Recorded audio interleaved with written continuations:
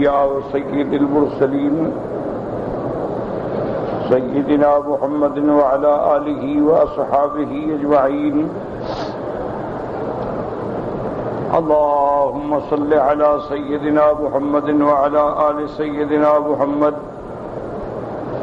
كما صليت على إبراهيم وعلى آل إبراهيم في العالمين إنك حميد مجيد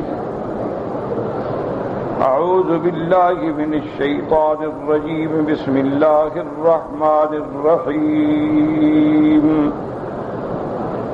إن الله وملائكته يصلون على النبي يا أيها الذين آمنوا صلوا عليه وسلموا تسليما قال المؤلف والمفسر رحمه الله تعالى أدام النفع بعلومه وعلومكم في الدارين آمين إلى أن قال وذكره ورواه الشافعي رحمه الله في مسنده عن أبي هريرة بمثله ومنها هنا ذهب الشافعي رحمه الله إلى أن يجب على المصلي أن يصلي على رسول الله صلى الله عليه وسلم في التشهد الأخير فإن تركه لم تصح صلاته. اب مفسر رحمۃ اللہ علیہ فرماتے ہیں کہ حضور صلی اللہ علیہ وسلم نے اس حدیث میں ارشاد فرمایا کہ قولوا اللہم صلی علی محمد وعلی آل محمد. اس سے امام شافعی رحمۃ اللہ علیہ نے یہ مسئلہ اخذ کیا کہ یہ امر کا صیغہ ہے اور امر جو ہے وجوب کے لیے ہوتا ہے، لہذا امام شافعی فرماتے ہیں کہ نماز پڑھنے کے لیے لازم ہے پڑھنے والے کے لیے کہ تشہد اخیر میں وہ حضور پاک پہ درود پڑھے. اگر اس نے درود چھوڑ دیا تو نماز نہیں ہوگی. تو امام شافعی رحمۃ اللہ علیہ اس کو واجب فرماتے ہیں. وہ فرماتے ہیں کہ جب حضور نے فرمایا کہ قولو کہو تو امر کا صیغہ ہے، لہذا یہ واجب ہے. اگر کوئی نمازی آخری تشہد میں درود نہیں پڑھے گا تو نماز جو ہے اس کی نہیں ہوگی. فقد شرع بعض المتأخرين من المالكية وغيرهم يشنع على الإمام الشافعي في اشتراطه ذلك في الصلاة وَيَزْعَمُ أَنَّهُ قَدْ تَفَرَّدَ بِذَلِكَ. بعض متأخرین امام مالک رحمۃ اللہ علیہ کے اصحاب مالکیہ نے امام شافعی پہ اعتراض کیا ہے. وہ فرماتے ہیں کہ یہ وجوب کا فتویٰ جو ہے صرف امام شافعی کا ہے اور اس میں وہ تفرد متفرد ہیں. وَعَقَلَّ الْإِجْمَاعُ عَلَى خِلَافِهِ أَبُو جعفر الطبری والطحاوی والخطابی وغيرهم فيما نقله القاضي عياض عنهم وقد تعصب هذا القائل في رده على الشافعي وتكلف في دعواه الاجماع في ذلك. اب مفسر فرماتے ہیں کہ بعض لوگوں نے یہ بھی فرمایا ہے کہ امام شافعی کے اس قول کے خلاف گویا اجماع ہے. ابو جعفر طبری، طحاوی، خطابی یہ سب یہ کہتے ہیں، لیکن اصل بات یہ ہے کہ اجماع نہیں ہے. یہ بھی زیادتی ہے کہ امام شافعی کے خلاف اجماع کہا جائے. فرماتے ہیں وقال ما لم يحد به علما فإنا قد روينا وجوب ذلك والأمر بالصلاة على رسول الله صلى الله عليه وسلم في الصلاة كما هو ظاهر الآية ومفصل بهذا الحديث عن جماعة من الصحابة منهم ابن مسعود وابو مسعود البدري وجابر بن عبد الله رضوان الله عليهم ومن التابعين الشعبي وابو جعفر الباقر ومقاتل بن حيان وإليه ذهب الشافعي لا خلاف عنه في ذلك ولا بين أصحابه أيضا. اب مفسر رحمۃ اللہ علیہ فرماتے ہیں بعض یہ کہتے ہیں انا قد روینا وجوب ذالک کہ ہم نے یہ روایت کی ہے کہ درود پڑھنا نماز میں واجب ہے. کیونکہ یہی ظاہر آیت ہے. اللہ نے حکم دیا یا ایھا الذین آمنوا صلوا علیہ وسلموا تسلیما، تو وہاں بھی امر کا صیغہ ہے، اور حضور نے بھی فرمایا قولوا اللہم صل علی محمد وعلی آل محمد وبارک وسلم. اور یہی حدیث میں تفسیر بھی اسی طرح آئی ہے صحابہ سے، جن میں حضرت ابن مسعود ہیں، ابو مسعود بدری ہیں، جابر ابن عبداللہ ہیں، اور تابعین میں سے شعبی ہیں، ابو جعفر الباقر ہیں، مقاتل بن حیان ہیں. اسی طرف امام شافعی تشریف لے. وَإِلَيْهِ ذَهَبَ الْإِمَامُ أَحْمَدُ أَخِيرًا فِيمَا حَكَى عَنْهُ أَبُو زُرْعَةَ الدَّمِشْقِي بِهِ، اور آخری قول میں امام احمد ابن حنبل رحمۃ اللہ علیہ بھی وجوب کے قائل ہیں. وَبِهِ قَالَ إِسْحَاقُ بْنُ رَاهْوَيْهِ الْفَقِيهُ الْإِمَامُ محمد ابن ابراہیم المعروف ابن المواد المالکی رحمہ اللہ تعالی. حتی ان بعض ائمة الحنابلة اوجب ان يقال في الصلاة علیہ كما علمهم ان يقولوا لما سالوه. حتیٰ کہ بعد ائمہ حنابلہ فرماتے ہیں کہ نماز میں درود کے لفظ بھی وہی ہونے چاہیے جو حضور صلی اللہ علیہ وسلم نے ہمیں سکھائے. فرماتے ہیں وَإِنَّ بَعْضَ أَصْحَابِنَا أَوْجَبَ الصَّلَاةَ عَلَىٰ آلِهِ فِيمَا حَكَاهُ الْبَزَنْجِيُّ وَسُلَيْمُ الرَّازِي وَصَاحِبُ نَصْرِ إبراہیم المقدسی. اور کہتے ہیں کہ یہ بھی واجب ہے کہ جیسے حضور پہ درود پڑھے، حضور کی آل پہ بھی ساتھ اللہم صل علی محمد وعلی آل محمد کما صلیت علی ابراہیم. ونقلہ امام الحرمین وصاحب الغزالی قولا الشافعی، نے بھی اسی طرح نقل کیا. والصحیح انہ وجہ علی ان الجمہور علی خلافی وقول الاجماع علی خلافی القول وجوبہ ظواہر الاحادیث واللہ اعلم.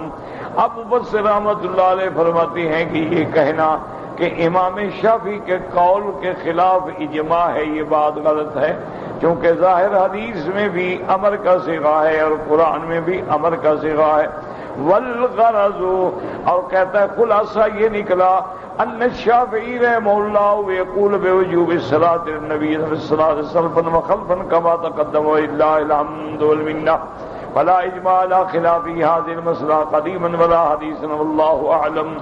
غرض یہ ہے کہ امام شافعی رحمۃ اللہ علیہ کا یہ قول ہے کہ نماز کے اندر تشہد اخیرہ میں حضور پہ درود پڑھنا جو ہے واجب ہے، اور یہی ثابت ہے سلفن و خلفن، صحابہ سے لے کر متاخرین تک، اور اس کے خلاف کوئی اجماع بھی نہیں ہے.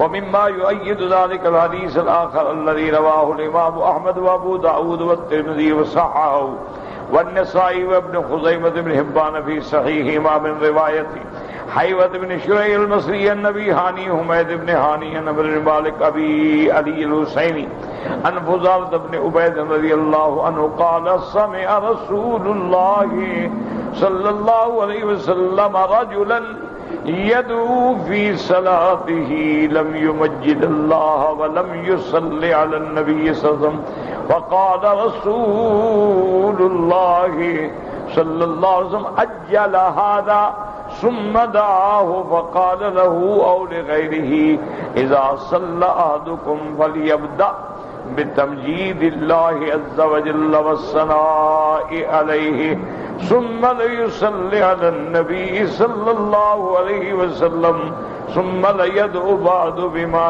شاء. اس حدیث مبارک میں آتا ہے کہ میرے آقا نے رحمت دو عالم سیدنا محمد مصطفیٰ صلی اللہ علیہ وسلم نے سنا کہ ایک آدمی نماز پڑھ رہا ہے لیکن اس نے اللہ کی بھی تمجید بیان نہیں کی، حضور پہ بھی درود نہیں پڑھا اور دعا مانگی. حضور نے فرمایا اجل ھذا، اس نے بڑی جلدی کی. پھر آپ نے اس کو بلایا کہ جب نماز پڑھنی ہو پہلے اللہ کی مجد و ثنا بیان کرو، التحیات للہ والصلوات والطیبات، اس کے بعد صلاۃ و سلام پڑھو، پھر دعا مانگو اللہ سے جو دعا مانگنی ہے. چونکہ دعا کے قبول ہونے کے لیے یہ بھی ضروری ہے کہ اول میں درود ہو. اور بعض علماء فرماتے ہیں کہ اگر دعا خارج نماز ہے، یعنی نماز میں درود کے بعد صرف دعا ہے، اور اگر خارج نماز کوئی بندہ دعا مانگے تو لازم ہے کہ پہلے درود شریف پڑھے، پھر اللہ کی مجد و ثنا بیان کرے، اس کے بعد پھر اللہ تبارک و تعالیٰ سے اس کے اسماء حسنہ سے دعا مانگے، اور پھر آخر میں بھی درود شریف پڑھے تاکہ دعا جو ہے وہ جلد قبول ہوتی ہے. اس لیے بعض علماء اولیاء اللہ یہ فرماتے ہیں کہ جب اول میں درود ہوگا اور دعا کے آخر میں درود ہوگا تو درود تو لازماً عرش پہ جائے گا، جب درود جائے گا تو ہماری فریاد بھی پہنچ جائے گی. تو لہذا دعا مانگنے کا یہ طریقہ ہے کہ آدمی جب دعا مانگے ایک تو دل اور دماغ خالص ادھر توجہ ہو، اور دوسرا حمد و ثنا ہو، اول میں بھی درود ہو آخر میں بھی درود ہو، انشاءاللہ دعا مستجاب ہوگی. اب اس کے بعد فرماتے ہیں وقضى الحديث الذي رواه ابن ماجہ من روایت عبد المحیمن ابن عباس ابن سہل ابن سعد الساعدی النبی عن جدہ عن رسول اللہ صلی اللہ علیہ وسلم انہ قال لا صلاة لمن لا وضوء له، اس کی نماز نہیں جو وضو نہ کرے، بغیر وضو نماز نہیں ہوگی. ولا وضوء لمن لم يذكر اسم اللہ علیہ، اور اس کا وضو بھی نہیں ہوگا جب تک کہ اللہ کے نام سے ابتدا نہ کرے. اس لیے امام شافعی فرماتے ہیں کہ وضو سے پہلے اعوذ باللہ من الشیطان الرجیم بسم اللہ الرحمن الرحیم یہ پڑھ کے پھر درود شروع کر. ولا صلاۃ لمن لم يصلی علی النبی، فرمایا کہ اس کی نماز بھی نہیں ہوگی جو حضور پہ درود نہ بھیجے. ولا صلاۃ لمن لا يحب الانصار، اور اس کی بھی نماز نہیں ہوگی جس کے دل میں انصار صحابہ کے ساتھ بغض ہو. لیکن اس سند میں ایک راوی جو ہے نا وہ قابل اعتبار نہیں ہے. ولیکن عبد المحیمن ھذا متروک، اس میں ایک راوی جو ہے عبد المحیمن وہ متروک ہے. وقد رواہ الطبرانی من روایت اخی ابی ابن عباس راکی فی ذلک نظر وانما یعرف من روایت عبد المحیمن واللہ تعالی عالم. چونکہ یہ روایت جو ہے عبد المحیمن سے ہے اور عبد المحیمن جو ہے وہ متروک ہے. حدیث آخر قال الامام احمد حدثنا یزید بن ہارون قال اخبرنا اسماعیل عن ابی داود الاعمى عن بریدہ قال قلنا یا رسول اللہ قد علمنا کیف نسلم علیک فکیف نصلی علیک قال قولوا اللهم اجعل صلواتك ورحمتك وبركاتك على محمد وعلى آل محمد كما جعلتها على إبراهيم على إبراهيم وآل إبراهيم إنك حميد مجيد. اس روایت میں آتا ہے حضرت بریدہ فرماتی ہیں کہ ہم نے حضور پاک سے پوچھا کہ یا رسول اللہ ہم نے سلام تو سیکھ لیا ہے السلام علیکہ ایھا النبی ورحمۃ اللہ وبرکاتہ، لیکن آپ پہ درود مبارک کیسے پڑھیں؟ اللہ کے نبی نے فرمایا کہ درود اس طرح پڑھو اللہم اجعل صلواتک ورحمتک وبرکاتک علی محمد وعلى آل محمد كما جعلتها على إبراهيم وعلى آل إبراهيم إنك حميد مجيد. اب مفسر رحمۃ اللہ علیہ یہ حدیثیں کیوں نقل کر رہے ہیں کہ حدیث میں یہ لفظ بھی آئے، یہ لفظ بھی آئے، یہ لفظ بھی آئے، یہ لفظ بھی آئے، تو جس سے بھی پڑھے گا انشاءاللہ وہ قبول ہوگا. یہ اللہ کی رحمت ہے کہ دین کے اندر اتنی بڑی سعہ ہے، وسعت ہے، اور حضور صلی اللہ علیہ وسلم نے مختلف الفاظ نقل فرما دیے ہیں کہ اگر آپ نے وہ پڑھ لیا الحمدللہ، یہ پڑھ لیا الحمدللہ، کسی سرے سے پڑھ لیا تو اللہ کی رحمت سے نماز جو ہے ہماری صحیح ہو جائے. لیکن اس سند میں بھی ایک راوی صحیح نہیں. اب فرماتے ابو داؤد الاعمى اسمہ نفیع بن الحارث وہ تو کنیت ہے نا ابو داؤد احمد، نام ہے اس کا نفیر، یہ بھی متروک ہے۔ حدیث آخر موقوف رویناه من طریق سعید بن منصور و یزید بن ہارون و زید بن الحباب ثلاثتهم عن نوح بن قیس حدثنا سلامة الكندي ان علی رضی اللہ عنہ كان يعلم الناس هذا الدعاء۔ اب اس میں آتا ہے کہ ان تینوں نے حضرت نوح ابن قیس سے روایت کی ہے، وہ فرماتے ہیں کہ حدثنا سلامة الکندی ان علی رضی اللہ عنہ، حضرت علی رضی اللہ تعالی عنہ لوگوں کو یہ دعا سکھلاتے تھے، اللہم داہی المدہوات وبارئ المسموکات وجبار القلوب على فطرتها شقيها وسعيدها اجعل شرائف صلواتك ونوامي بركاتك ورأفة تحننك على محمد عبدك ورسولك الفاتح لما أغلق والخاتم لما سبق والمعلن الحق بالحق والدامغ لجيشات الاباطیل۔ اللہ کے نبی حضرت علی یہ دعا سکھلاتے تھے، اے زمینوں کے بچھانے والے، دلوں کو اس کی فطرت پہ قائم رکھنے والے، چاہے جس کو شقی بنا دیں چاہے جس کو سعید بنا دیں، اجعل شرائف صلواتک، سب سے اعلیٰ درود جو ہے، سب سے اعلیٰ برکتیں جو ہیں، سب سے زیادہ محبت رحمت جو ہے میرے مدنی محمد پہ بھیج۔ علی محمد، محمد مصطفیٰ کون ہے؟ عبدک و رسولک، تیرا عبد ہے، تیرا بندہ ہے، تیرا رسول ہے۔ الفاتح لما اغلق، وہ کھولنے والا ہے ان چیزوں کو جو بند ہیں، کیا معنی جو سمجھ نہ آئے، عقل کام نہ کرے، میرے مدنی نے کھول دیے سارے۔ والخاتم لما سبق، اور تمام نبوت انبیاء کے ختم کرنے والے ہیں۔ والمعلن الحق بالحق، حق کا اعلان فرمانے والے ہیں۔ والدامغ لجیشات الاباطیل، اور باطل کے لشکروں کو ہلاک مٹانے والے۔ کما حمل فاصطلع بأمرك بطاعتك مستوفزا في مرضاتك غير نکل في قدم ولا وهن في عدم۔ میرا مولا جیسے آپ نے میرے مدنی پہ بوجھ رکھا رسالت کا، انہوں نے پوری آپ کی رضا کے اندر حق ادا کر دیا۔ فی غیر نکل فی قدم، نہ تو قدم میں کوئی کجی آئی، ولا وہن فی عزم، نہ آپ کے ارادے میں کوئی کمزوری آئی۔ واعیا لوحیک، تیرے وحی کے یاد کرنے والا۔ حافظا لعہدک، تجھ سے وعدہ جو کیا ہے اس کی حفاظت کرنے والا۔ ماضیا علی نفاذ امرک، تیرے احکام پہ پورا چلنے والا۔ حتی اوراک بسن لقابس، آپ نے ان کے لیے بھی روشنی کی جو اندھیرے میں تھے۔ اعلی اللہ تصل باہلہ اسبابہ بہ ہدیت القلوب بعد خوضات الفتن والاسم۔ میرا اللہ تیرے مدنی کے ذریعے ہمیں ہدایت ملی ہے، دلوں کو ہدایت ملی ہے۔ جب ہمارے دل دماغ جو تھے وہ گناہوں اور فتنے میں ڈوبے ہوئے تھے، وَأَبْحَجَ مُوزِحَاتَ الْأَعْلَامِ وَنَائِرَاتَ الْأَقْوَامِ وَمُنِيرَاتَ الْإِسْلَامِ، اور اسی نے تمام چیزوں کو واضح کر دیا ہے، تمام احکام کو روشن کر دیا ہے، اسلام کے احکام کو چمکایا ہے۔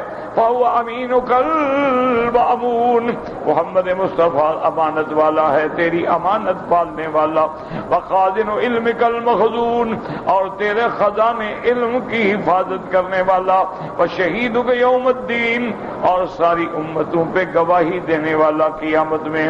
وَبَعِيثُكَ نِعْمَةً وَرَسُولُكَ بِالْحَقِّ رَحْمَةً، یا اللہ آپ نے جو بھیجا وہ نعمت ہے، آپ نے جو رسول بھیجا وہ رحمت ہے۔ اللہم افصح لی فی عدلک واجزہ مضاعفات الخیر من فضلک مہنآت لہ غیر مقدرات من فوز ثوابک المحلول وجدیل عطائک الملول۔ یا الہ العالمین، جنت میں آپ کے درجات کو اور بڑھا دے، اور آپ کو زیادہ سے زیادہ جزا عطا فرما دے، اور ایسی جزا جو رحمت والی، عیش والی ہو، جس میں کوئی تقدر نہ ہو۔ میرا اللہ اپنی عطا جزیل سے عطا فرما دے۔ اللہم اعلی علی بناء الناس بناءہ، میرے مدنی کی بلڈنگ، میرے مدنی کے مکان کو اونچا کر دے۔ وَأَكْرِمْ مَثْوَاهُ لَدَيْكَ وَنُزْلَهُ وَأَتْمِمْ لَهُ نُورَهُ وَأَجِزْهُ مِنْ ابْتِعَاثِكَ لَهُ مَقْبُولَ الشَّهَادَةِ مرضی المقالۃ ذا منطق عدل۔ میرا اللہ میرے مدنی کی بہتر مہمانی فرما، میرے مدنی کے نور کو مکمل فرما، میرے مدنی کی گواہی کو قبول فرما دے۔ میرے مدنی کا ہر مقالہ ایسا ہو جو تو راضی ہے، آپ کا ہر نطق جو ہے وہ عدل ہو، اور ہر نطق جو ہے وہ فیصلہ کرنے والا ہو، وحجتن وبرہان عظیم، اور آپ کا فرمان جو ہے وہ حجت ہو، وہ کھلی ہوئی دلیل ہو۔ ھذا مشہور من کلام علی رضی اللہ تعالی عنہ، یہ مشہور ہے کہ یہ حضرت علی کی دعا ہے جو دعا مانگتے تھے اور لوگوں کو سکھاتے تھے۔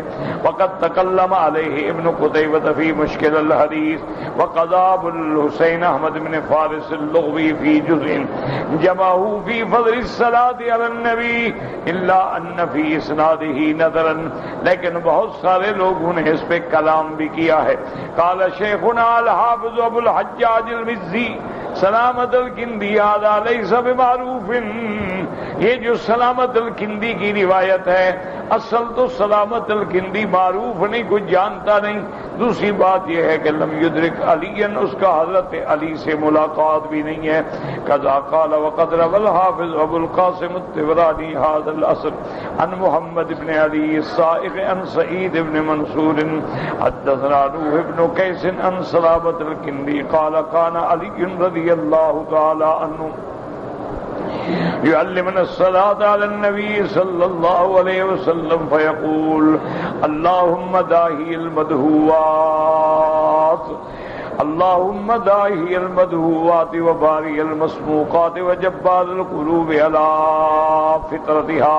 وہ بھی فرماتے ہیں کہ حضرت علی ہمیں یہ دعا سکھلاتے تھے، لیکن اس میں سلامت الکندی رجل متروک حدیث آخر، لیکن یاد رکھیں، اب دیکھیں آپ خود حدیثیں پڑھ رہے ہیں کہ بھی یہ راوی متروک ہے، یعنی اس سے کوئی روایت ہی نہیں لیتا، لیکن پھر بھی محدثین ذکر کر رہے ہیں۔ تو اس لیے قرآن حدیث کے مسائل کو سمجھا کر بعض لوگ بگڑ جاتے ہیں، جی فلاں بزرگ نے کتاب لکھی ہے ساری ضعیف حدیثیں، ساری ضعیف حدیث، تو ترمذی میں جو ساری ضعیف حدیثیں نکال دیں، کس کس کتاب سے نکالو گے؟ اب ابن کثیر کتنے حدیثیں نقل فرما رہے بتا رہے ہیں، حدیث غریب ہے، حدیث موقوف ہے، یہ حدیث راوی جو ہے وہ ضعیف ہے، اس میں راوی متروک ہے، لیکن پھر بھی نقل کر۔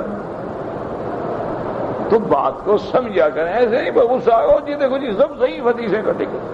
اللہ کے بندے، پہلے فضائل اعمال میں ضعیف حدیثیں محدثین کے نزدیک معتبر ہیں، جب معتبر ہیں تو بات ختم ہو گئی۔ ایک ہوتے ہیں اعتقاد، ایک ہیں احکام، ایک ہیں فضائل۔ تو فضائل میں تو حدیث ضعیف بھی ہوتے رہتی ہے محدث۔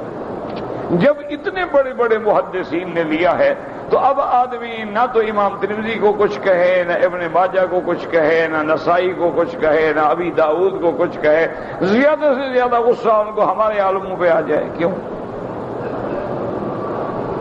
آخر وجہ کیا ہے؟ یہ دیانت ہے۔ اور پھر یہ بھی دیکھا کریں کہ اس کتاب میں مثلا ایک عالم نے کتاب لکھی ہے، اس میں حدیث، پہلے یہ تو دیکھو حدیث یہ اس نے کس کتاب سے لی ہے۔ تو جس کتاب سے لی ہے پھر اس کتاب والے کو بھی تو اتنی گالیاں دو نا جتنی لکھنے والے کو دے رہے ہو، پھر تو ہم سمجھیں گے ہاں بھی آپ بڑے بہادر آدمی ہیں۔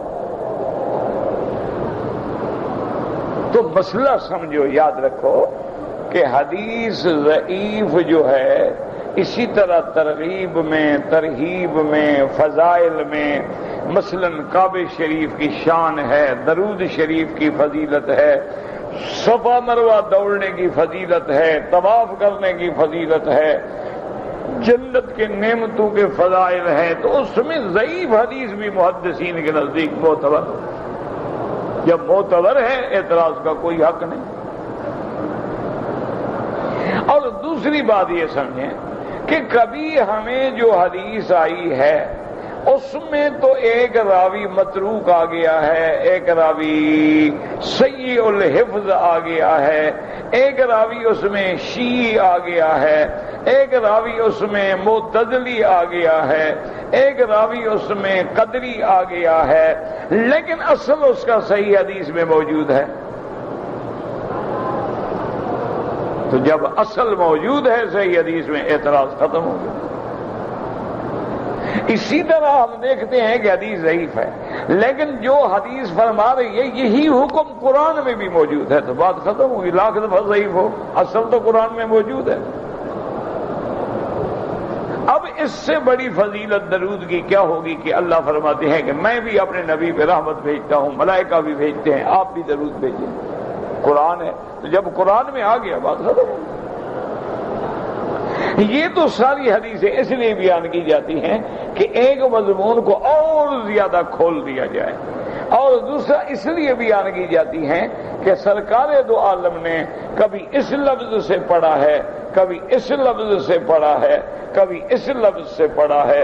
اسی لیے بعد میں علماء متاخرین نے بھی اللہم صلی علی سیدنا محمد، بعد نے پڑھا اللہم صلی علی سیدنا و حبیبنا و شفیعنا محمد، اللہم صلی علی سیدنا محمد ابن عبد اللہ القائم بحدود اللہ، اللہم صلی علی سیدنا محمد الفاتح لما اغلق الخاتم لما سبق، اللہم صلی علی سیدنا محمد، اللہم صلی علی روح محمد فی الارواح، اللہم صلی علی بعد نے لکھا جسد محمد فی الاجساد، اللہم صلی علی قبر محمد فی القبور۔ یہ تو رحمت ہے، الفاظ ہیں، اسی لیے یہ اللہ کی عنایت ہوتی ہے، اللہ کی رحمت ہوتی ہے۔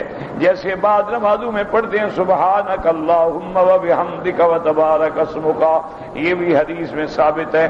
اگر کسی نے پڑھا انی وجہت وجہی للذی فطر السماوات والارض حنیفا وما انا من المشرکین، ان صلاتی و نسکی و محیای و مماتی للہ رب العالمین لا شریک لہ وبذلک امرت، کسی نے پڑھا اللہم اہدنا فیمن ہدیت، کسی نے پڑھا اللہم انا نؤمن بک ونستغفرک ونتوب الیک، سارے صیغے حدیث میں موجود ہیں۔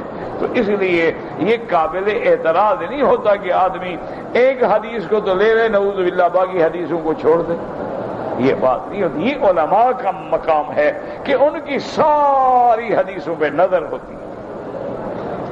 وہ جب کتاب لکھیں گے تو جتنی درود شریف پر حدیثیں ہیں وہ ساری جمع کر، بعض صحیح ہوں گی، بعض حسن ہوں گی، بعض ضعیف ہوں گی، بعض حدیثیں جو ہیں اس غریب ہوں گی، بعض حدیثیں مرسل ہوں گی، بعض موقوف ہوں گی، بعض مرفوع، ساری حدیثیں جمع کر دیں گے کہ پڑھنے والے کا دل ٹھنڈا ہو جائے کہ بات کچی نہیں ہے، اتنی دلائل موجود ہیں۔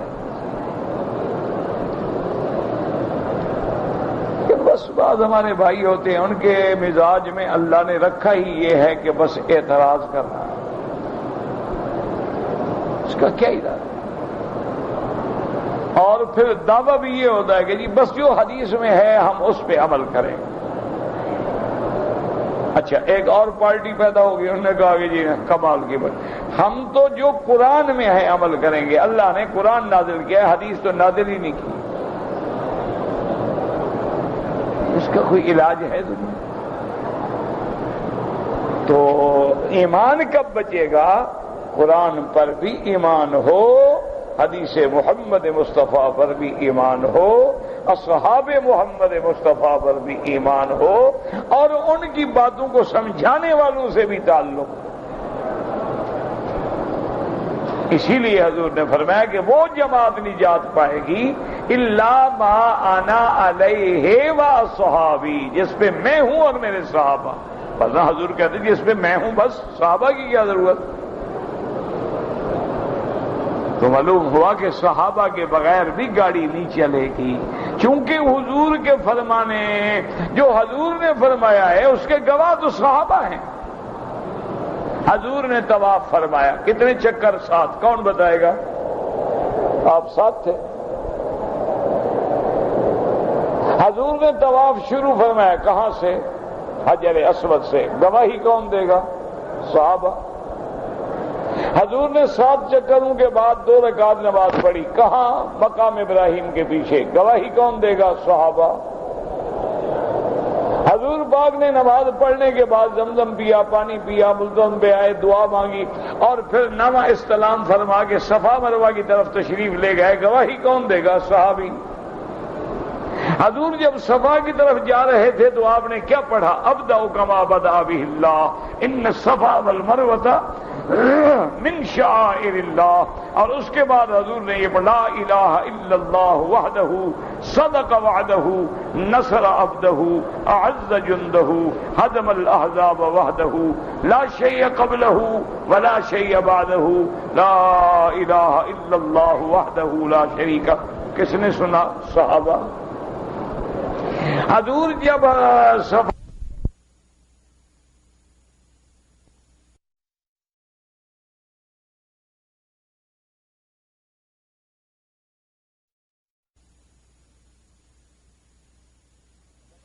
چلے، گواہی کون دے گا؟ صحابہ۔ حضور مروہ پہ چڑھے اور دعا مانگی اللہ سے لمبی، گواہی کون دے گا؟ صحابہ۔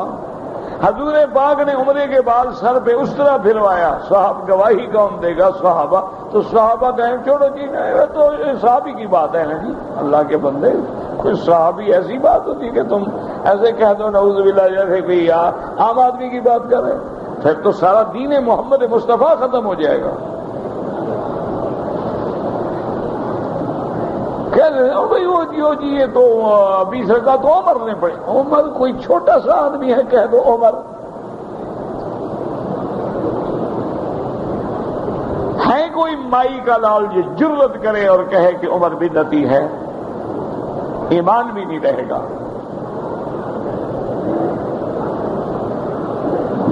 جس کے عمل کو میرا بدری کہے سنت ہے، اس کے عمل کو بدعت کون کہے؟ علیکم سنتی و سنت الخلفاء الراشدین۔ اس لیے خدا کے لیے ایک تو ہم جس دور سے گزر رہے ہیں، کفر کی پوری طاقتیں اسلام کو مٹانے پہ لگی ہیں، ہر حال میں وہ چاہتے ہیں اسلام مٹ جائے۔ اس کو مٹانے کے لیے انہوں نے مختلف لائن اختیار کی ہیں۔ بعض لوگ تو اس بات پہ لگے ہوئے ہیں کہ تمہیں مشروبات کے ذریعے تیرے اندر حرام داخل کر دیں۔ بظاہر کیا ہے؟ یہ بظاہر بپسی ہے، کوکا کولا ہے، مرنڈا ہے، فانٹا ہے، فلاں بلا ہے، فلاں بلا ہے، فلاں بلا ہے، یہ جناب بیئر ہے، یہ فلاں چیز ہے، یہ فلاں چیز ہے، یہ طاقت کا انرجی کا مشروب ہے۔ اندر کیا ہے؟ بنانے والا کوئی دوست ہے ہمارا، وہ اس طرح لگے۔ بات اس طرح لگے ہوئے ہیں کہ اپنی لڑکیوں کو بالکل اریاں کر کے صرف نکر اور بکنی میں لے آؤ سڑکوں پہ، تاکہ حضور کی امت جو ہے زنا میں پڑ جائے۔ بعض لوگ لگے ہوئے ہیں کہ میڈیا کے ذریعے، ٹیلی ویژن کے ذریعے ایسی گندی گندی فلمیں دکھاؤ کہ بہن اور بھائی زنا کرنے پہ مجبور ہو جائیں۔ یہ دشمن کا سارا جال ہے، کوئی ایسے نہیں ہو رہا۔ اس پہ کروڑ نہیں ارب ڈالر خرچ ہوتا ہے۔ آپ کسی ٹیلی ویژن سے بات کریں نا کہ 1 گھنٹہ ہمیں ٹائم چاہیے، پھر پتہ لگے گا آپ کو کہ کتنے پیسے لگتے ہیں۔ تو یہ 24 گھنٹے جو سیکسی فلمیں اور بلیو فلمیں اور انتہائی یعنی غلیظ ترین فلمیں جو چل رہی ہیں، ان کے پیسے کون دے رہا ہے؟ ان کی پیمنٹ کون کرتا ہے؟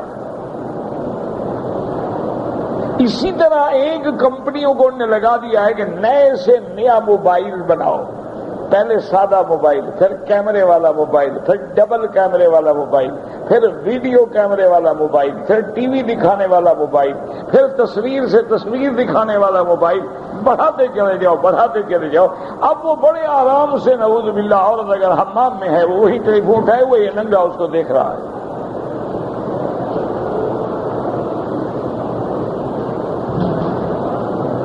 امت محمد مصطفیٰ کو برباد کرنے کے لیے، اچھا بعض ایسے لوگ ہیں بظاہر وہ اپنے آپ کو مولوی کہلاتے ہیں، بظاہر وہ اپنے آپ کو پروفیسر کہلائیں گے، ڈاکٹر کہلائیں گے، سکالر کہلائیں گے، اسلام کا بڑا نامور آدمی کہلائیں گے، اندر سے وہ دشمن کے ایجنٹ ہیں، بکے ہوئے ہیں، اسلام کے خلاف کالم لکھیں گے۔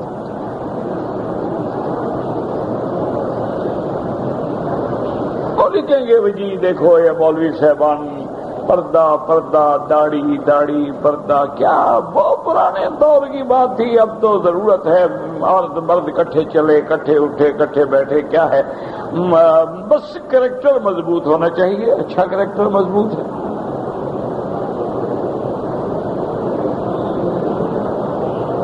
یہ دشمن کی تخطیط ہے۔ اب انہوں نے میاں قرآن چھاپ دیا، اس کا نام بھی فرقان ہے، کیونکہ جیسے قرآن ہے اس کا نام فرقان بھی ہے، قرآن فرق نہ ہو۔ تبارک الذی نزل علی عبدہ الفرقان، ان نے اچھا اس میں کیا کیا ہے کہ جتنی آیتیں جہاد والی ہیں سب کاٹ دی، جتنی آیتیں یہود و نصارہ کے خلاف ہیں سب کاٹ دی، جتنی آیتیں حلال و حرام کے بارے ان کو آدھا کم کر دیا،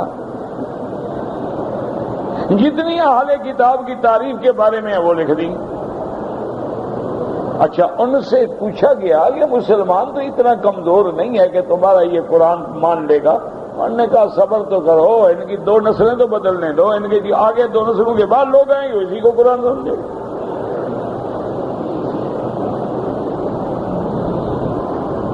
دیکھو نا تم لوگ گئے یورپ میں گئے کسی ملک میں گئے، دیکھو داڑھی بھی ہے نمازی بھی ہے، تمہارے جو بچے پیدا ہوئے نماز گئی داڑھی گئی، ان کے جو بچے پیدا ہوئے ان کو اسلام کا پتہ ہی نہیں ہے کہ اسلام کیا ہے، تیسری نسل جا کے ختم۔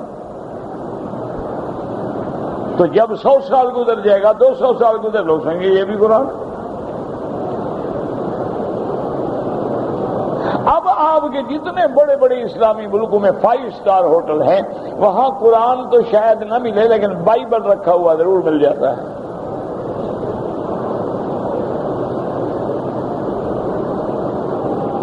آپ جا کے دیکھ لیں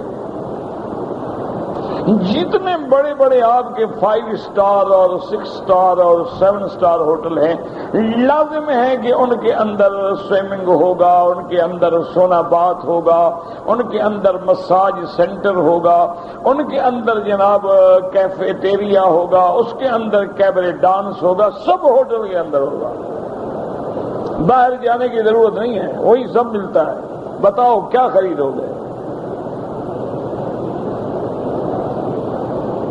اور ہم ابھی تک لڑ رہے ہیں کہ جی اللہم صلی علی محمد، اگر کسی نے اللہم صلی علی سیدنا، دیکھا حدیث کا مخالف ہو گیا، لفظ سیدنا اس نے بڑھا دیا نا، ہم اس پہ لڑ رہے۔ اللہ کے بندے حضور سے بڑا بھی کوئی سید ہے؟ جب آپ نے فرمایا انا سید ولد آدم، میں تو آدم کی اولاد کا سردار ہوں، ساری دنیا کی سرداریاں ختم ہیں محمد مصطفیٰ پہ۔ تو اگر بیچارے کسی نے کہہ دیا سیدنا کیا ہو گیا؟ کسی نے کہہ دیا مولانا، تو لفظ مولانا ولی بھی ہے، ناصر بھی ہے، دوست بھی ہے، معاون بھی ہے، سردار بھی ہے، غلام بھی ہے، ایک لفظ کے سینکڑوں معنی ہیں۔ تو ہم چھوٹی چھوٹی باتوں پہ امت کو لڑا کے یہ دین کا کام نہیں کر رہے، یاد رکھو دراصل ہم دشمنوں کے ہاتھ مضبوط کر رہے ہیں۔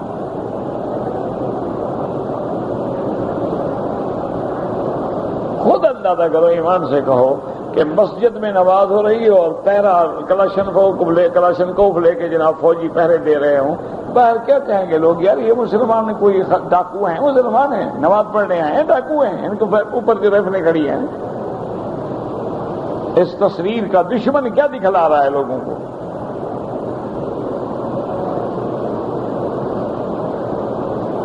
تمہاری تصویر جو باہر جا رہی ہے وہ کیا جا رہی؟ اور نا دیکھو، ہم کہتے نہیں تھے مسلمان دہشت گرد ہے، دیکھو مسجد میں مار دیا۔ وہ نماز پڑھ رہے تھے، آگے مار دیا۔ وہ بیٹھے ہوئے بیچارے کوئی اپنی محفل میلاد تھی، کوئی مجلس تھی، کوئی سیرت النبی کا اللہ عالم جلسہ تھا، سینکڑوں بندوں کو اڑا دیا۔ ہم نے دیکھا، ہم نے کہا تھا مسلمان۔ اسی لیے ہم کہتے ہیں بدبختوں کو ایٹم بم نہ دو، یہ تو پاگل قوم ہے، پتہ نہیں کس کو مار دے۔ تو تم کس کے ہاتھ مضبوط کر رہے ہو، دشمن کے یا دوستوں کے؟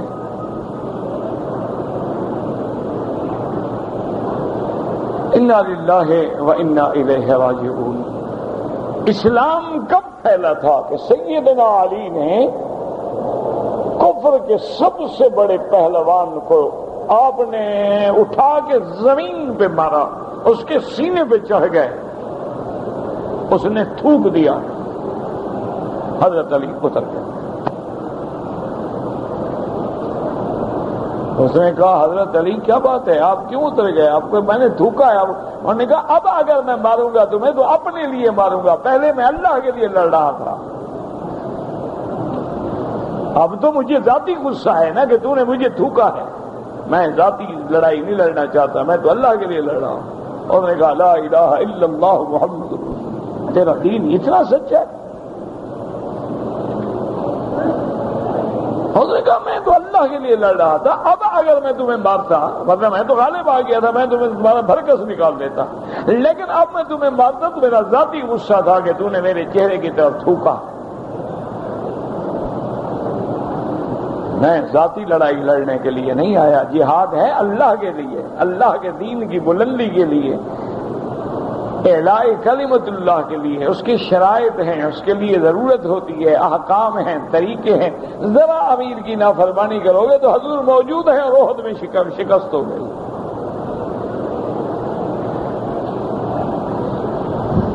لیکن آج ہر آدمی ہے بس، ہمارے جھگڑے کیا ہیں بھائی؟ ٹانگیں اگر 6 انچ کھلی ہیں تو نماز نہیں ہوگی، 12 انچ ہیں تو ہو جائے، ہم اسی پہ لڑ رہے ہیں۔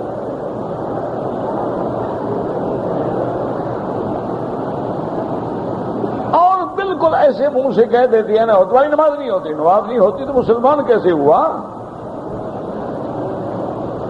یہ تو ایسے ہے نا کہ کسی شریف آدمی کو گالی دی جائے، کہا جائے کہ یار آپ تو بہت اچھے آدمی ہیں لیکن تمہارے باپ کا جب نکاح ہوا تھا نا گواہ نہیں تھے، تو کیا معنی ہوا؟ گواہوں کے بغیر نکاح ہوتا ہے؟ معنی یہ ہے کہ تم ولد زنا ہو۔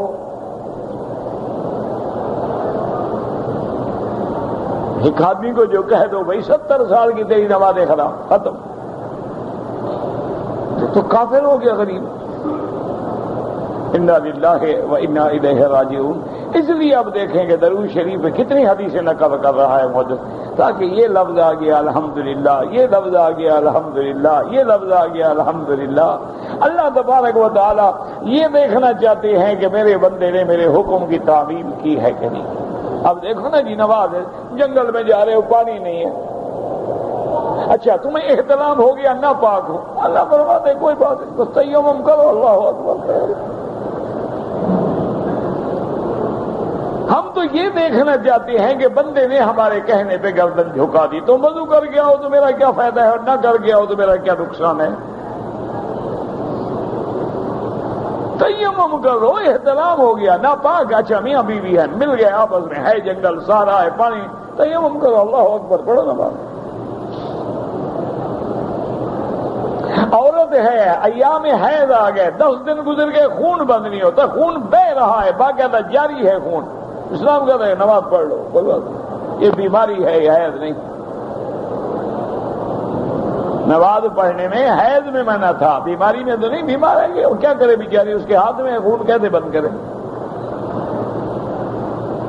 غسل کرو، نماز پڑھو، روزہ رکھو، سب کچھ کرو۔ تو اسلام نے ہمیں رعایت دی ہے اور ہم اسلام کو بدنام کر رہے ہیں.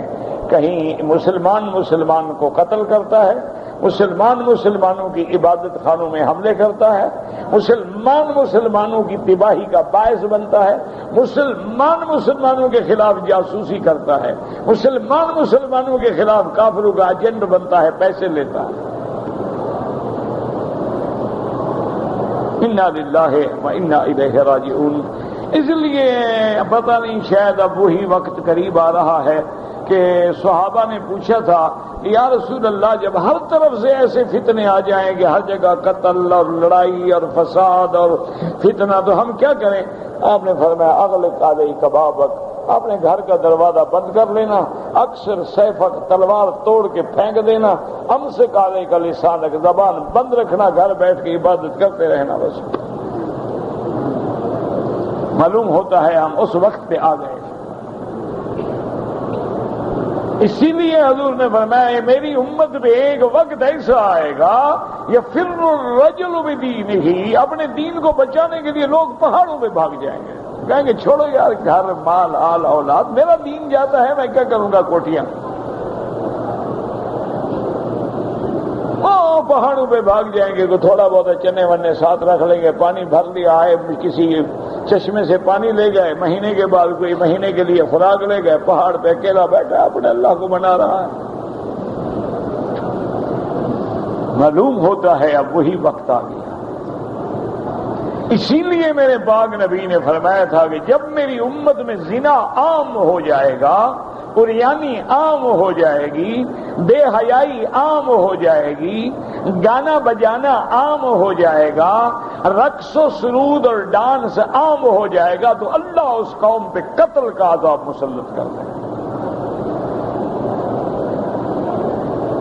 آج ایمان سے کہو، چھوٹی چھوٹی بستیاں ہیں، وہاں مجرے ہوتے ہیں، ڈانس ہوتے ہیں بغیر کپڑوں کے. دیکھنے والے کون ہیں؟ یہودی آتے ہیں دیکھنے. کیا خیال ہے آپ؟ یہ جتنی فلمیں ہیں، جتنے ٹی وی شوز ہیں، یہ جتنے آپ کے ڈشز ہیں، یہ سب یہودی اور ہندو دیکھتا ہے، کلمہ پڑھنے والے بھی دیکھ رہے ہیں، کعبہ شریف بھی دیکھ رہا ہے، ننگا ڈانس بھی دیکھ رہا ہے.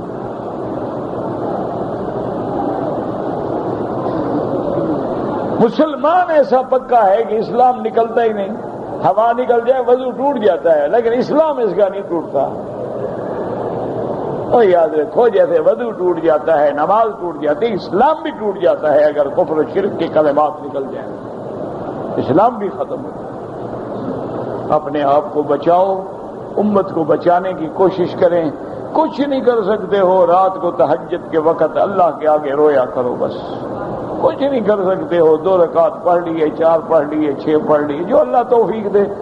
لیکن اکیلے میں حضور کی امت کے لیے دعا کریں. امت پہ تیری آ کے عجب وقت پڑا، بہت مشکل میں ہے امت محمد مصطفیٰ. مشرق سے لے کر مغرب تک حضور کی امت کا خون بہہ رہا. مشرق سے لے کر مغرب تک حضور کی امت کے نام لیوا بچیوں پر 10 بندے زنا کرتے ہیں، اجتماعی زیادتی. اخباروں میں پڑھا 5 سال کی بچی سے زنا کیا مر گئی، 8 سال کی بچی سے زنا کیا مر گئی.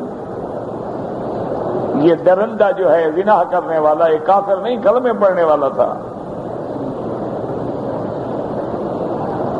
لوگوں کے گھر میں آتے ہیں، ڈاکہ ڈالتے ہیں، گھر والوں کو بند کرتے ہیں، جو گھر میں پانی ہے، جو فروٹ ہے بیٹھ کے کھاتے ہیں، گھر والوں کی نوجوان لڑکیوں سے زیادتی کرتے ہیں، آرام سے چلے جاتے ہیں. ایک نہیں، روز کا اخبار پڑھو نا جی. آج کل تو یہ حالت ہو گئی ہے کہ بس اخبار اٹھاتے جاؤ تو آدمی کا پریشر، بلڈ پریشر شوٹ کرتا ہے، بی پی کا خوف ہوتا ہے کہ پتہ نہیں کیا ہوگا. انا للہ و انا الیہ راجعون. تو میرا بھائی، یہ ساری جو ہیں یاد رکھ لیں، یہ اللہ تعالیٰ کی طرف سے رحمتیں ہیں، اللہ تعالیٰ کی طرف سے عنایتیں ہیں کہ اللہ نے اتنے الفاظ ہمیں عطا فرمائے ہیں. اللہ تعالی اعلم.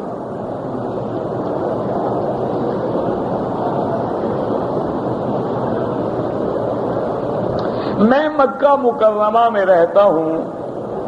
اور میں ڈیوٹی بھی کرتا ہوں، میں نے حج کرنا ہے، کوئی مشکل نہیں ہے میرا بھائی، آپ 9 تاریخ کو سیدھا احرام باندھ کے حج افراد کی نیت کر کے سیدھا عرفات چلے جائیں، مغرب تک عرفات میں رہیں، پیدل چلیں، رات کو مزدلفہ آ جائیں، مزدلفہ میں 2 نمازیں پڑھیں، مغرب اور عشاء، آدھی رات کے بعد مزدلفہ سے نکل آئیں، صبح کی نماز کے قریب، فجر کے بعد، صبح صادق کے بعد جمرات پہ آ کے کنکری ماریں، سر منڈائیں، احرام کھولیں، ڈیوٹی کریں، کون سا مشکل ہے؟ جب حج قریب آ جائے نا پھر پوچھ لینا، ابھی تمہیں لاکھ مسئلے پڑھائیں انشاءاللہ بھول جائیں گے۔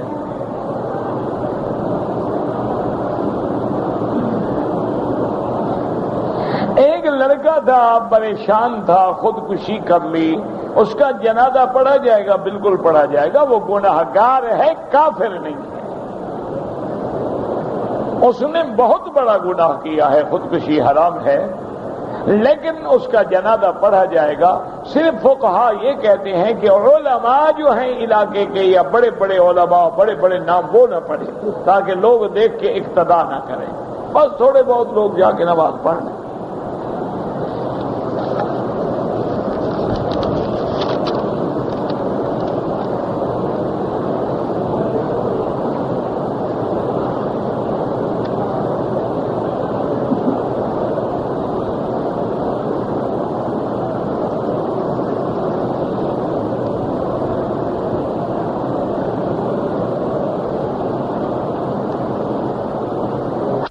آدمی نے اپنی لڑکی کا نکاح کیا، 8000 حق المہر مقرر ہوا، 4000 ریال اس نے دے دیا، باقی 4000 ریال کرنے کے لیے وہ چلا گیا، لیکن اب تک اس لڑکے کا کوئی خیر خبر نہیں ہے، ہم نے بڑا تلاش کیا ہے، اب اس لڑکی کو دوسرا نکاح دینا شرعاً جائز ہے یا نہیں؟ بالکل جائز نہیں۔ تم نے جو اس پہ 4000 کا باقی ڈنڈا چڑھایا ہوا ہے وہ اللہ ہے تو تم دو نا، تم محکمے میں جا کے قاضی کو درخواست دو، قاضی باقاعدہ اس کا اخبارات میں اعلان کریں گے، اس ملک کے سفارت خانے کو کہیں گے اور ایک مدت معین کریں گے، اگر ان اعلانات کے بعد کوئی خبر نہ آئی تو مفقود الخبر کی حیثیت میں اس کا نکاح فسخ کریں گے، پھر جا کے اس لڑکی کا دوسری جگہ نکاح ہوگا۔ یہ نہیں ہے کہ 4000 ایک سے لے لیا، اب ایک اور کا حق لے کے بیٹھے ہوئے انتظار میں۔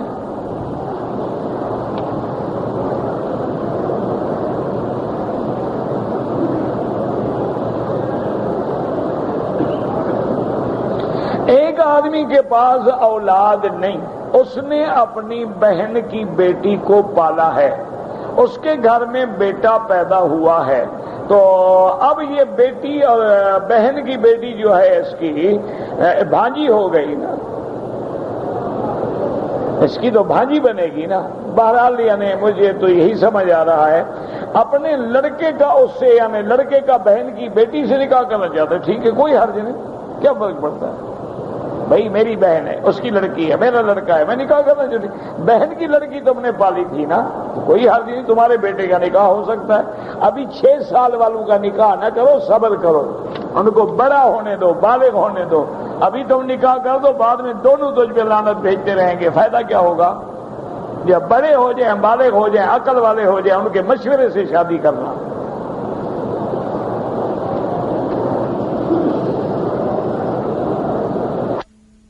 صبح میں عید کے دن طواف کیا، یعنی 10 تاریخ کو صفا مروہ نہیں دوڑا، مینا چلا گیا، اگلی رات آ کے صفا مروہ دوڑا، کوئی حرج نہیں۔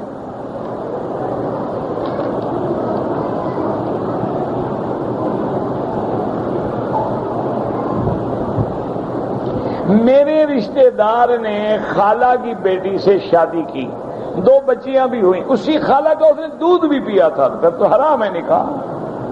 اب پتہ چل گیا تو علیحدگی اختیار کرو، توبہ کرو۔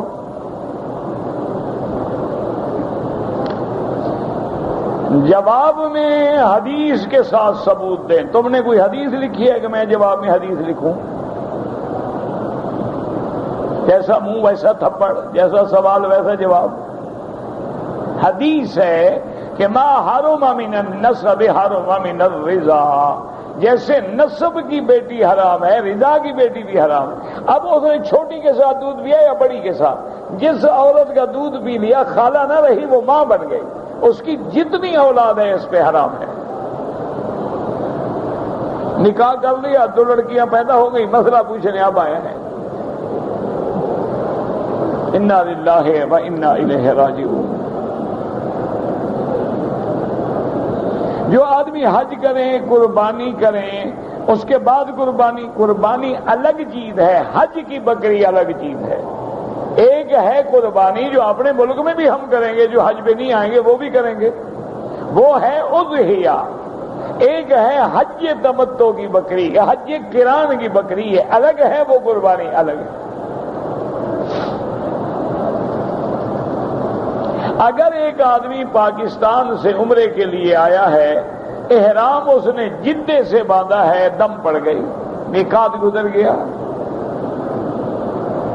عید میلاد النبی جو ہے یہ کوئی اس کا نہ قرآن میں نہ حدیث میں نہ صحابہ میں نہ اہل بیت میں کہیں بھی اس کا ثبوت نہیں ہے، یہ بدعت ہے، حضور کے 600 سال بعد ایک بادشاہ نے ایجاد کیا تھا۔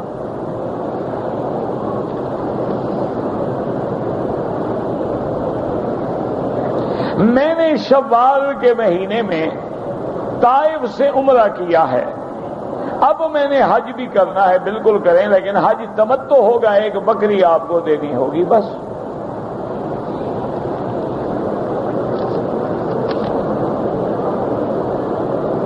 کہتے جی کہ ظہر اور عصر کی نماز میں امام زور سے کیوں نہیں پڑھتے؟ بعض نمازیں جہری ہیں، بعض نمازیں سری ہیں، تاکہ بندوں کو پتہ چلے، یہ نہ ہو کہ زور سے پڑھیں اللہ سنتا ہے، آہستہ پڑھیں تو نہیں سنتا۔ وہ زور سے بھی سنتا ہے، وہ آہستہ بھی سنتا ہے، اس لیے نمازیں جہری بھی رکھی گئی اور سری بھی رکھی گئی۔ اسی طرح جس میں غفلت کا وقت ہوتا ہے وہاں جہر ہے کہ بندے کو جگایا جائے، اور جہاں جاگا ہوا ہے اس کو مزید جگانے کی ضرورت ہی نہیں ہوتی۔ احناف کے نزدیک امام کے پیچھے مقتدی کچھ بھی نہیں پڑھے گا، ما سوا سبحانک اللہ سبحان رب العظیم سبحان رب الاعلی۔ حرم پاک سے قرآن گھر لے جائیں، حدود حرم میں پڑھتے رہیں، اپنے ملک نہ لے جائیں، واپس حرم میں رکھیں، کیونکہ یہ وقت پہ حرم ہے۔ ہم خدام الحجاج ڈپٹی پہ آئے ہیں، حج سے پہلے عمرہ کرنا چاہتے ہیں، جب چاہو کر لو، صرف 5 دن عمرہ منع ہوتا ہے، 8، 9، 10، 11، 12، اس کے علاوہ جب چاہے کوئی عمرہ کرے، لیکن علیحدہ مل کے آرام سے مل کے اپنے مسئلے سمجھو، کیونکہ حج کے مسئلے بڑے مشکل ہوتے ہیں، ایک لفظ کہنے سے آدمی مسائل نہیں سمجھ سکتا۔ اور دوسری بات یہ بھی کرو کہ کتابیں لے لو مسئلے کی، حج کے مناسک پر اردو میں، بنگالی میں، فارسی میں، پشتو میں، عربی میں، انگلش میں کتابیں، ان کتابوں کو رات کو 15-20 منٹ بار بار پڑھو، جو مسئلہ سمجھ نہ آئے اس کو نشان لگا دو کہ یہ بات سمجھ نہیں آ رہی، وہ جا کے عالم سے پوچھ لو، تو آپ کا حج انشاءاللہ غلط نہیں ہوگا، آپ کا حج بالکل اللہ کی رحمت سے صحیح ہو جائے گا کہ آپ ان کتابوں کو بار بار پڑھیں اور پڑھ کے سمجھیں، نہ سمجھ آئے پنسل سے نشان لگا لیں، کسی عالم کے بعد لے جائیں کہ جی یہ بات مجھے سمجھ نہیں آ رہی، تاکہ وہ آپ کو سمجھا دے۔ حج کرنا مشکل نہیں ہے، لیکن پہلے شوق ہو کہ ہم نے حج سنت کے مطابق ادا کرنا ہے۔ اللہ آپ کو بھی ہمیں بھی نصیب فرمائے، آسان فرمائے۔ ربنا تقبل منا انک انت السمیع العلیم وتب علینا انک انت التواب الرحیم۔ یا حی یا قیوم یا ذا الجلال والاکرام، اللهم اصلحنا واصلح بنا واصلح اولادنا واولاد